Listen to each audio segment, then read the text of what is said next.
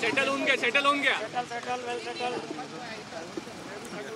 अण्णा वाल्मी कराड अखेर शरण आलेले आहेत, काय सांगाल? वाल्मी कराड अखेर शरण आलेले आहेत, काय पहिली प्रतिक्रिया? या राज्याचे कर्तव्यदक्ष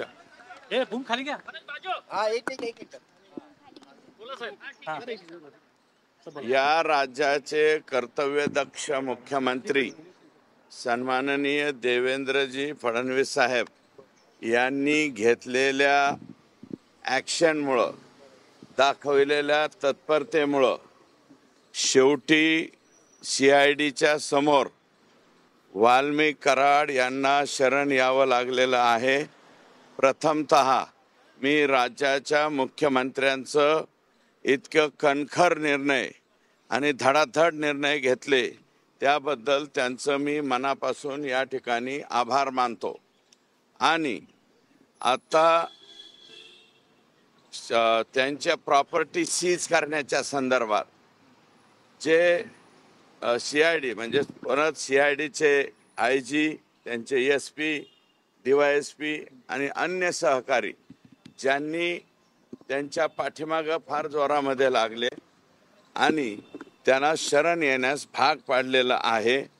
आता कोर्टाकडे त्यांनी परमिशन मागितलेली आहे यांच्या प्रॉपर्टी सीज करण्याची. साधारणतः या आठवड्यामध्ये किंवा जास्तीत जास्त पुढच्या आठवड्याच्या ही न्यायालयीन बाब आहे, त्याच्यावरती मी टिप्पणी करू इच्छित नाही. परंतु लवकरात लवकर त्यांच्या प्रॉपर्टीज ह्या अटॅच झाल्या पाहिजेत. प्रॉपर्टीज अटॅच झाल्याशिवाय अन्य गुन्हे जे हे आका करत होते ते उघडे पडणार नाहीत. यांच्या प्रॉपर्टी सीज झाल्याच पाहिजेत. अन्यथा आम्हाला दुसरा मार्ग सुद्धा अवलंबावा लागतो का काय असं या ठिकाणी मला म्हणायचंय. आणि या ठिकाणी आणखी 3 आरोपी, ज्यामध्ये सर्वात सुदर्शन घुले हा जो प्रमुख आरोपी आहे, ज्याने सुरुवातीला संतोष देशमुख यांना गाडीच्या खाली खेचून डायरेक्ट तिकडे गाडीमध्ये, त्यांच्या गाडीमध्ये कोंबलेला आहे. मारहाणीमध्ये सुद्धा सर्वाधिक जास्त तो आणि प्रतीक घुले या दोघांनी त्या ठिकाणी जास्त ॲक्शन घेतलेली आहे. विष्णू चाटे हा आत्ता सध्या 120B मध्ये घेतलेला आहे. परंतु त्याला जर व्हिडिओ कॉलिंग करून दाखवली असेल तर तो सुद्धा याच्यामध्ये 302 मध्ये येईल. आणि हे जे आका शरण आलेले आहेत, शरण आलेले आका हे 100% जर 120B मध्ये तर येतीलच. पण माझा अंदाज आहे हे जर काय त्यांनीही व्हिडिओ कॉल पाहिला असेल तर ते सुद्धा 302 मध्ये या ठिकाणी येऊ शकतात. वाल्मी कराडांनी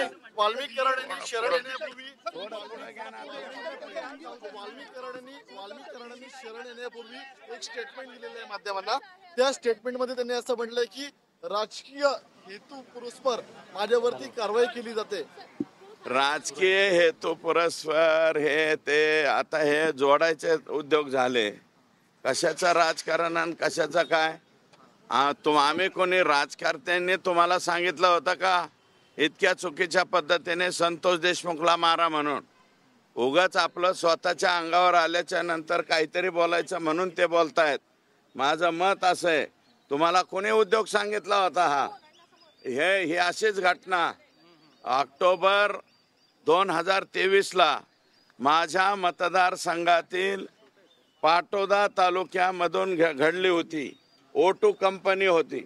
O2 कंपनीचे बंडगर नावाचे अधिकारी असेच उचलून चालले होते. उचलून चालल्याच्या नंतर त्या ठिकाणी हे काय परळी पॅटर्न आमच्या पाटोद्यात आणू नका असं मी स्वतः बोललो होतो. आणि मग त्या माणसाला सोडून दिलं. नाहीतर कंपनीचा खालचा अधिकारी उचलायचा आणि त्याच्या वरच्या अधिकाऱ्याला फोन करायचा, हमने इसको उठा के लाया है, इतना देव नाही तो खतम. अशा प्रकारच्या धमक्या ह्या पचल्यामुळं हे आता 2 कोटीची खंडणी मागण्याची यांची हिंमत झाली. त्यातले 50 लाख रुपये मला वाटतं ऑलरेडी पोहोच झालेले होते. राहिलेल्या 1.5 कोटीसाठीच ही माणसं कोणी पाठवली होती? हे आकांनीच पाठवली होती. त्याच्यामुळं आका ऑटोमॅटिकली मला वाटतं या गुन्ह्याच्या बाहेर राहतील असं मला वाटत नाही.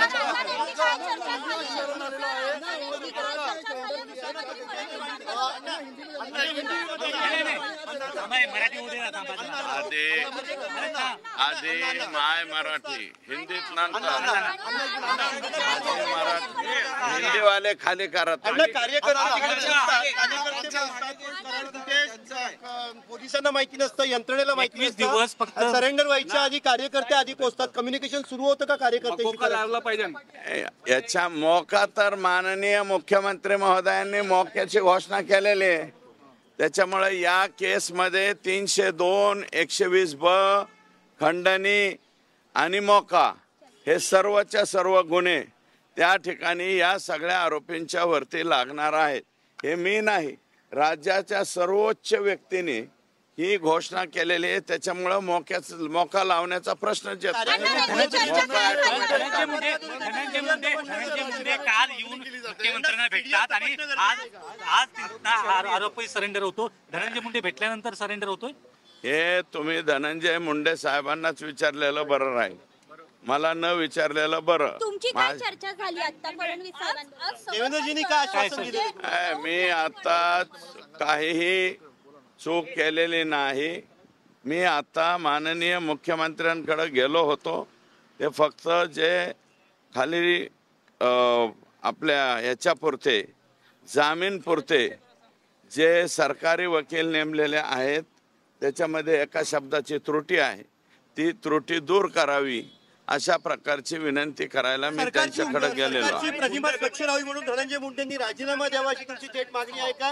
कारण सरकारवरती आरोप होते सरकारची प्रतिमा मलिन होते. राजीनामा द्यावा का नवीन वर्ष? त्यांचा राजीनामा घेण्याचा न घेण्याचा प्रश्न हा माननीय अजितदादा पवार साहेब यांचा कंप्लीट आहे.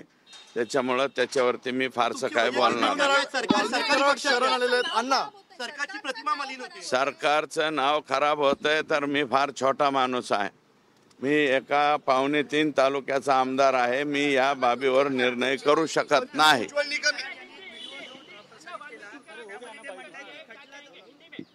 नाही, आधी मराठी होऊ द्या मग हिंदी में. मागणी केलेली आहे त्या संदर्भात तुम्ही बोलता. उज्ज्वल निकम हो, उज्ज्वल निकम साहेब यांची सरकारी वकील म्हणून याच्यामध्ये नियुक्ती करावी असंही पत्र माझं आहे आणि मी त्याच गोष्टीसाठी इथं आलेलो आहे. आता साहेब मला आत्ता भेटणार नाहीत किंवा 10-11 वाजेपर्यंतची वेळ मिळेल. मी इंडोर्समेंट त्याच्यावरती घेईल आणि विनंती करणार आहे की केस चालवण्यासाठी माननीय उज्ज्वल निकम साहेब यांची सरकारी वकील म्हणून त्या ठिकाणी नियुक्ती करावी अशा प्रकारची विनंती मी करणार आहे. हे बघा, हे खोटा मी नाही त्यातली अमुक तमुक हे आरोपी म्हणतच असतो. ते आता सगळं काही उघड पोलीस आहेत, ते CID आहे. CIDचे IG साहेब ज्यांच्या अध्यक्षतेखाली ही SIT नेमलेली, ते आता बघतील ना. ते काही छोटा मोठा अधिकारी थोडेच आहे. CIDच्या टॉप याच्यावरती आहे आणि साहेबांनी त्यांच्यावरती जबाबदारी सोपवलेली आहे.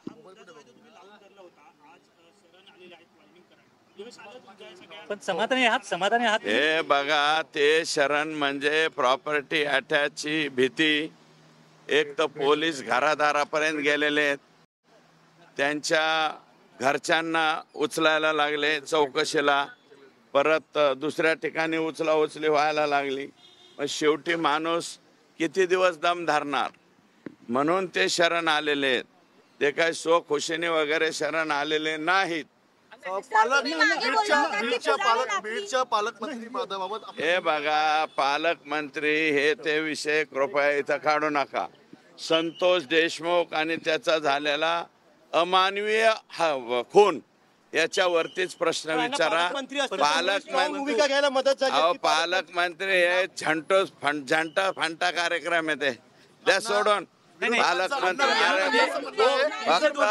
पालकमंत्री पदाच्या बाबतीत मागणी मी ही केलेली आहे की विशेष बाब म्हणून आदरणीय देवेंद्रजी फडणवीस साहेब यांनी आमच्या जिल्ह्याचं पालकत्व स्वीकारावं, पालकमंत्रीपद स्वीकारावं. एक आव्हानात्मक म्हणून, नक्षलाईट डिस्ट्रिक्ट म्हणून त्यांनी यापूर्वी मला वाटतं गडचिरोलीचं पालकमंत्रीपद स्वीकारलं होतं. तसं आव्हानात्मक म्हणजे हे जे आहेत ना, राख चोर, वाळू चोर, खडी चोर, मुरुम चोर, सगळे चोर जे आहेत हे सगळे एका लाईनमध्ये सरळ करायचे असतील तर त्याचं एकमेव उत्तर म्हणजे काय, तर देवेंद्र फडणवीस साहेब आमच्या जिल्ह्याचे पालकमंत्री व्हावे. 302चा गुन्हा अद्याप 302चा गुन्हा अद्याप 4 जण बोलल्यावर मी काय बोलू शकतो. 302चा गुन्हा अद्याप दाखल केलेला नाही वाल्मिक कराडवर. हे बघा, इन्व्हेस्टिगेशनच्या अगोदरच गुन्हा कसा 302 होईल? इन्व्हेस्टिगेशन होऊ द्या ना. इन्व्हेस्टिगेशन झाल्याच्या नंतर गुन्हा दाखल होईल ना. अजून इन्व्हेस्टिगेशन होऊ द्या. 120B मध्ये बसतात का 302 मध्ये बसतात का मोकामध्ये बसतात, कोणत्या तरी कलमामध्ये ते बसणारच आहेत. फक्त खंडणीमध्ये नाही, इतर गुन्ह्यामध्ये सुद्धा येतील ना ते, पण इन्व्हेस्टिगेशन होऊ द्या ना. परंतु आकाचे आहेत ते मात्र अजून सही सलामत वाटतात का? आकाचे तुमचा एक घेतला. एक लास्ट प्रश्न. आकाचे आहेत ते मात्र सही सलामत दिसत आहेत. अजून मंत्रिपद अजून देखील मंत्रिपदावर आहेत. आकाचे आकांवरती मी बोललेलो नाही, त्यांच्या पक्षाचे मंत्री बोललेले आहेत. माझं म्हणणं एकच आहे, आकाचे आकांना किमान हे इन्व्हेस्टिगेशन होईपर्यंत आणि हे चार्जशीट दाखल होईपर्यंत आकाचे आकांना बिन खात्याचं मंत्री करावं अशी त्यांच्याच पक्षाचे आमदार प्रकाश सोळंके यांची मागणी आहे. सीआईडी के सामने कई दिनों से फरार चल रहे थे, आप लोग लगातार मांग कर रहे थे कि गिरफ्तारी की जानी चाहिए, क्या कहेंगे? मिलने के लिए पहुंचे मुख्यमंत्री साहब? सचिन क्या मुख्यमंत्री से मिलने के लिए पहुंचे हैं। वाल्मीकि कराड ने सरेंडर किया है, इस पूरे सरेंडर प्रक्रिया पे क्या कहना है? सरेंडर प्रक्रिया पे इस राज्य के मुख्यमंत्री कर्तव्यदक्ष ने लगातार कुछ स्टेप्स बहुत जल्द उठाए हैं. जल्द स्टेप्स उठाने की वजह से, इनकी प्रॉपर्टी के अटैचमेंट शुरू होने की वजह से और पूरी तरफ से उनको ये जो आका है, आका को पूरी तरफ से फिक्स करते हुए उनकी गर्दन तक जब पुलिस गई तो फिर वो बाहर आके सरेंडर हुए.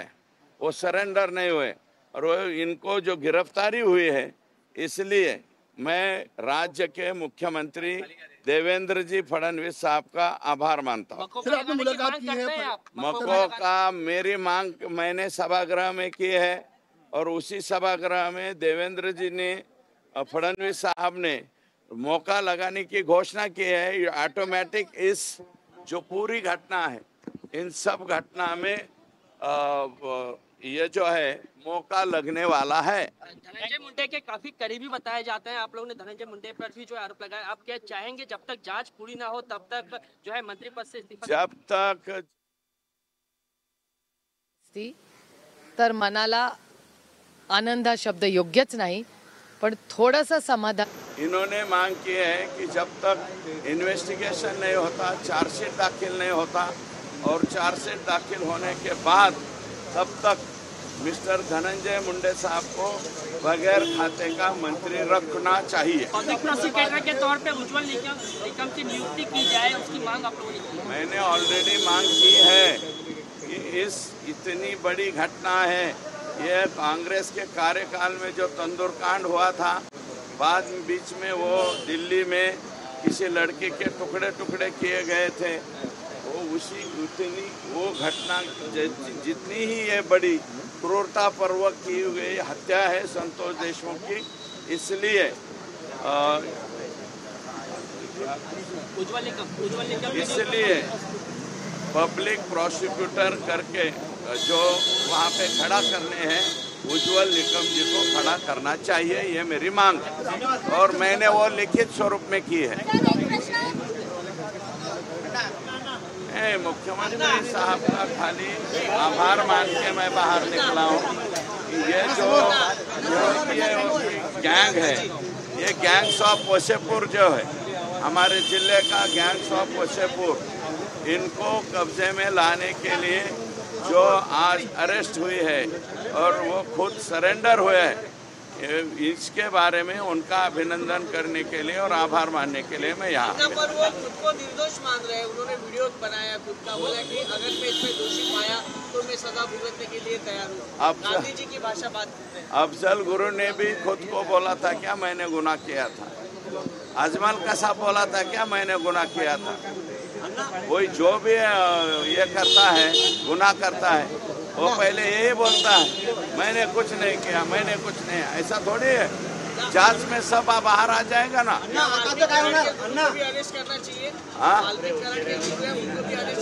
वाल्मीकि कराड़ के मैंने अभी तक उसकी मांग नहीं की है। इन्वेस्टिगेशन में अगर उनकी तरफ उंगली चली गई तो आका के आका भी अंदर आ सकते हैं।